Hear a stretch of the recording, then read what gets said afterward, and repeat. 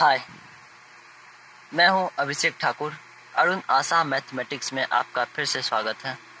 पिछले कुछ वीडियो में हमने introduction of trigonometry, derivation of trigonometric formulas और ट्रिगोनोमेट्रिक फार्मूलाज का एक चार्ट बनाकर आपको दिया था। आज के हम इस वीडियो में एक्सरसाइज 8.1 के कुछ सवाल करेंगे। तो चलिए बिना देर किए हुए स्टार्ट करते हैं आज का वीडियो। पहला क्वेश्चन है, त्रिभुज ABC में जिसका कोण B समकोण है, AB 24 सेंटीमीटर है और BC 7 सेंटीमीटर है, निम्नलिखित का मान ज्ञात कीजिए। Sine A cos A, sine C cos C।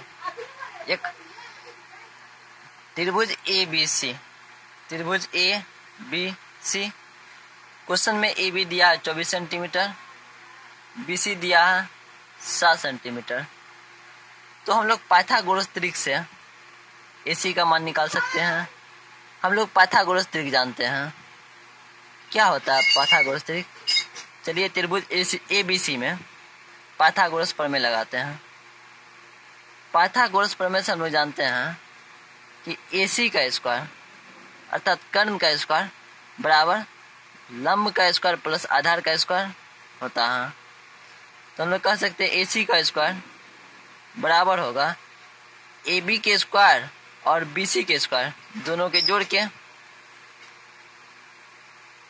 हम लोग को क्वेश्चन में दिया हुआ AB का मान 24 और BC का मान 7 भर दिए। 24 का स्क्वायर 576 प्लस 7 का स्क्वायर 49, दोनों को जोड़कर 625। यहाँ से हम लोग AC का मान निकाल सकते हैं। कैसे? लेफ्ट साइड में स्क्वायर है, राइट साइड भेज देंगे तो रूट में बदल जाएगा। तो AC is equal to root under 625। तो यहाँ से AC का मान निकल जाएगा। रूट 625 का मान हम लोग जानते हैं 25, क्योंकि सेंटीमीटर में है सब, तो ये भी 25 सेंटीमीटर होगा। यहाँ से हमको AB, BC और AC तीनों भुजाओं का मान पता चल गया है। अब हम किसी भी प्रकार के ट्रिगोनोमेट्रिक रेशियोज का वैल्यू निकाल सकते हैं। जब त्रिभुज के तीनों भुजाओं का मान पता चल जाए तो हम किसी भी ट्रिगोनोमेट्रिक रेशियोज का मान निकाल सकते हैं। तो चलिए स्टार्ट करते हैं, धीरे धीरे सबका निकालते हैं। पहला है साइन A और cos A का निकालना है। तो साइन A का फॉर्मूला हम लोग जानते हैं, P/H होता है। साइन A के लिए P कौन होगा? H तो निश्चित है, वो AC ही होगा, लेकिन P और B बदलते रहता है। तो साइन A के लिए P कौन सा हो जाएगा? साइन A के जस्ट अपोजिट साइड जाएंगे। साइन A के जस्ट अपोजिट साइड हमको BC दिखाई दे रहा है, तो यही आज मेरा परपेंडिकुलर हो जाएगा। हम लोग जानते हैं sine A is equal to perpendicular upon hypotenuse, लंब बट्टा कर्ण। तो लंब BC है, कर्ण AC है। तो हम लोग कह सकते हैं साइन A बराबर BC बट्टे AC। BC का मान 7 दिया है, AC का मान 25 दिया है। दूसरा क्वेश्चन है cos A। cos A का फॉर्मूला हम लोग जानते हैं, बेस अपॉन हाइपोटेनस, बोले तो आधार बट्टे कर्ण।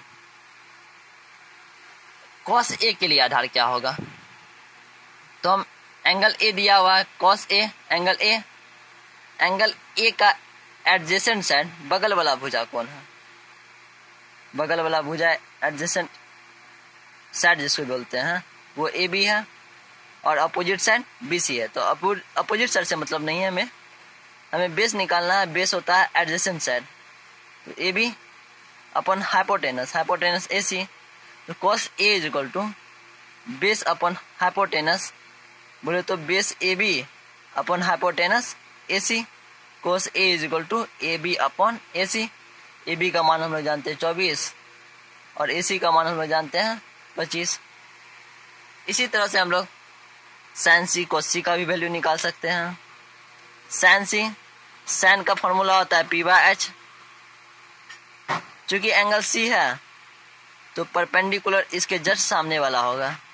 एंगल सी के अपोजिट साइड में जो होगा वो एंगल सी का परपेंडिकुलर हो जाएगा। तो जस्ट अपोजिट साइड में ए बी है, तो मेरा परपेंडिकुलर निकल गया 24 ए बी, जबकि हाइपोटेनस ए सी ही होगा 25 सेंटीमीटर। साइन सी बराबर perpendicular upon hypotenuse perpendicular A B और hypotenuse A C. A B की जगह हम लोग 24 लिख सकते हैं, ए सी की जगह 25। उसी तरह कॉस सी, कॉस सी का फॉर्मूला होता है B by H. Angle C के लिए बी कौन हो जाएगा, जस्ट एंगल सी के एडजेसेंट साइड को देखेंगे। एंगल सी का एडजेसेंट साइड बगल वाला भुजा ये BC है, बेस हो गया BC अपन हाइपोटेनस होता है, तो हाइपोटेनस कौन हो जाएगा, हाइपोटेनस यही AC, BC upon AC, base upon hypotenuse, BC के जगह 7 AC के जगह 25। तो cos C is equal to 7/25। I hope ये क्वेश्चन आपको अच्छा है समझ में आ गया हो। चलिए अब आगे बढ़ते हैं नेक्स्ट क्वेश्चन की ओर। नेक्स्ट क्वेश्चन कह रहा है आकृति में tan P minus cot R का मान ज्ञात कीजिए।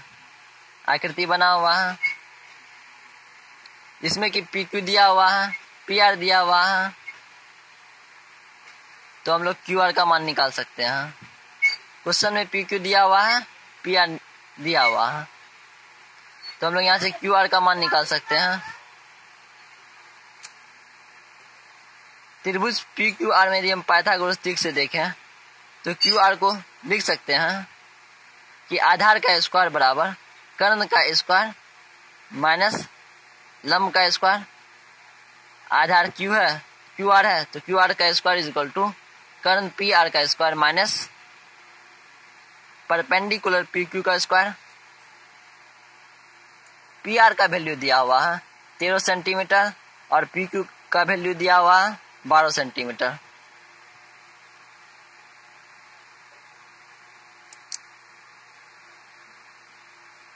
PR 13 PQ 12 स्क्वायर स्क्वायर, 13 का स्क्वायर 169 माइनस 12 का स्क्वायर 144।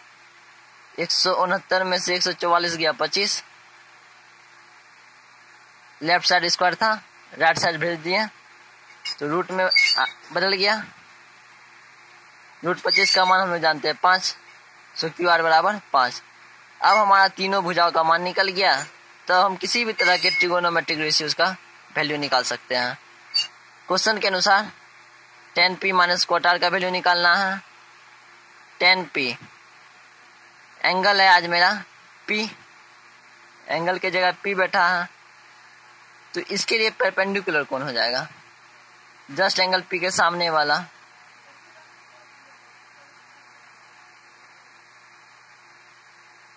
QR परपेंडिकुलर हो जाएगा और बेस कौन हो जाएगा, बेस जस्ट एडजेसेंट बगल वाला, एंगल P के बगल वाला ये PQ।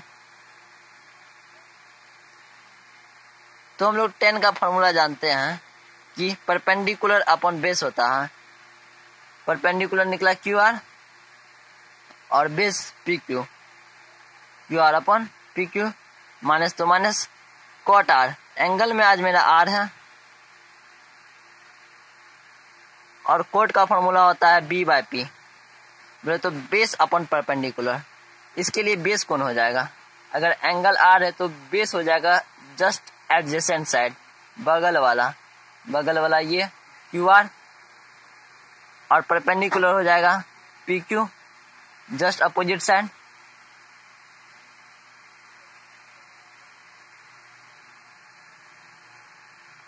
तो cot R base upon perpendicular होगा cot का फॉर्मूला।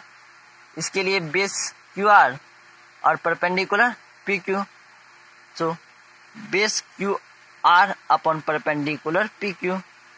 QR का वैल्यू 5, PQ का वैल्यू 12, माइनस तो माइनस, क्यू आर का वैल्यू 5 माइनस पी क्यू का वैल्यू अपन पी क्यू का वैल्यू 12।